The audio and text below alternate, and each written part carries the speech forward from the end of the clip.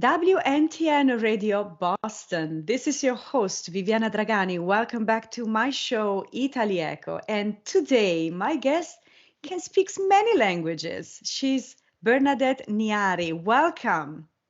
Thank you, Viviana. I am very happy actually to be here with you today. Thank you for the Thank invitation. you. Thank you. You are a great musician. And would you like to say something in Italian to our listeners? Ah, certo, salute a tutti, parlo un po' italiano, so saluti, buongiorno. Bravissima, bravissima. So let's talk about you and your music. So where are you from, first of all, originally, and tell us about your background. Okay, so originally I am from Hungary, from Budapest, and I grew up there. And my family is musician. Everybody is musician. So when I was 6 years old, I had to choose an instrument, and I chose the violin. But of course, when I realized that you have to practice to be able to play the A violin, lot. a lot, then let's say I didn't want to do it anymore, so I never practiced. So I only practiced twice a week, 10 minutes, because I had twice a week violin lessons. So I only practiced 10 minutes before the lesson. So, of course, it was not enough, but I said to my parents that I will never become a violinist, so I just do it as a hobby because I will never practice. So I was 13 years old, and my elementary school had a choir, and I was part of the choir, and the conductor asked me, they went to Italy for a concert tour around North Italy. And they asked me, the conductor, if I could go, and play some song on the violin. So I said, yeah, of course. So I was 13 years old. And it was the last concert of the tour, 2 weeks concert tour, somewhere in North Italy. The last concert of the tour, the biggest concert of the tour. There were maybe 300-400 Italian people in the audience. So I played a classical song, and at the end of the song, all Italian people stood up, and in this beautiful Italian, passionate, loud style, all of them started to scream, like "Brava, violino, bravissima!" So I was on stage as a 13-year-old kid. I looked around and I said to myself, "Okay, I think I will be a violinist." So I went home, and then since that day I started to practice every day 3 to 4 hours, because the audition to the music conservatory was in the next 8 months. So I had to do everything in 8 months, which usually people did in 8 years, because I didn't practice Wow. before. And the audition went well, and now I am a violinist. So I always say that I am very thankful to my parents, but I am even more thankful to Italians, because if this concert doesn't happen in Italy, probably I'll never become a musician. So that's the story. Grazie, Italiani. Thank you. So, please tell us now about your latest single, Redemption. What is the inspiration behind it? I have been playing since I was a little kid, and my repertoire includes thousands of songs, but 99%, or actually 100%, I only play cover songs. I play hundreds of classical, Italian, Spanish, the Jewish, French, so many different songs. The only songs which are not cover songs, and I play them, those are my grandfather's compositions. So in all my life, I also wanted to have my own music, because my grandfather used to be a great composer and violinist. So I thought maybe I could have some talent from him. So I always was trying to have my own music, but I always was so busy with traveling and playing that I never really had the time. And after COVID, during COVID, kind of, I really said that I think that would be like a nice milestone if I start to have my own music. And Redemption became the number one. The first song, which is my own song. And I was so excited about it before I released it, because I really wanted to know the people's reaction. Because most of the people, they like my music, but again, they are cover songs. They like the style I play, but would they like the song which is like mine?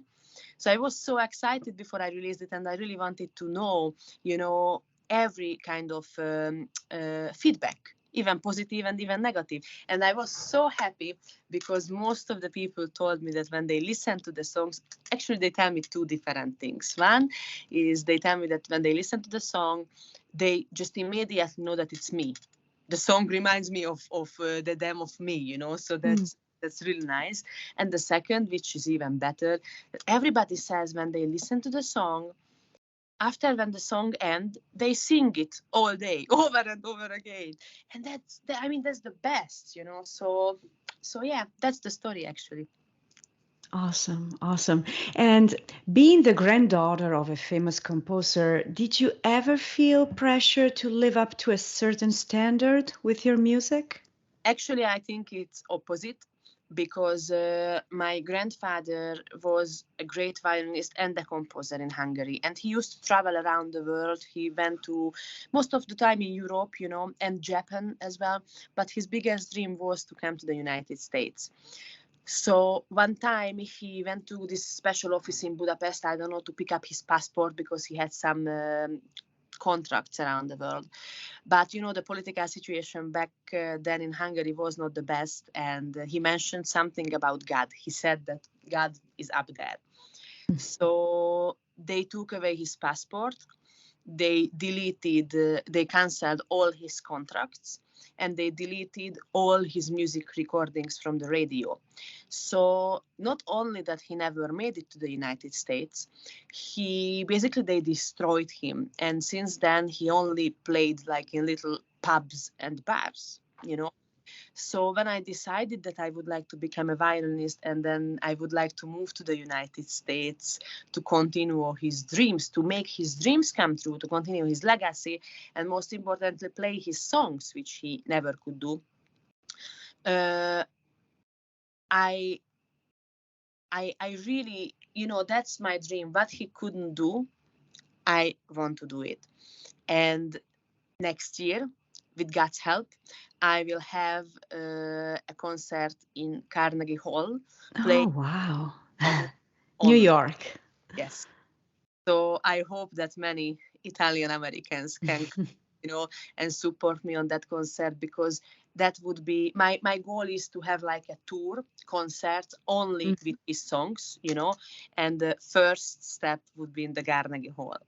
And so actually it was not really a pressure that he was great. I think the pressure is that I really want this I want to make this happen because he couldn't do it. So because of the political situations, and he was such a good violinist that every time when I just think about him, like how good he was, I feel I don't even know how to play the violin compared to him, you know. So the pressure is more like I really want to make this happen before I die, because like that's my goal, you know, like that's the most important thing in my life, the number one goal I have. Thank you, Bernadette. So today we're going to play the song For You. Would you like to say something about this song? About redemption, you mean? Okay, yes. Well, yeah, I just said this is the number one. This is my first original song, and the feedbacks from people were really incredible. So I am definitely planning to have an album next year, which would be my songs also only, and Redemption will be the number one from the album.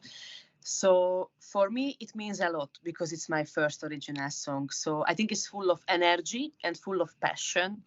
And if you have a chance, please check out the music video, because the music video I think is absolutely stunning. Thank you very much. And where can we listen to your music and find more information? So everywhere, my name is Bernadett Official, and Bernadett without E at the end is Bernadett Official. So you can find my website, bernadettofficial.com, Instagram, Facebook, YouTube, Bernadett Official. So it's very easy. Just Bernadett Official, Bernadett Official, Bernadett Official. Thank you. So thank you so much for joining us today. And best of luck for your music career. Grazie. Thank you so much. Grazie di cuore. Grazie.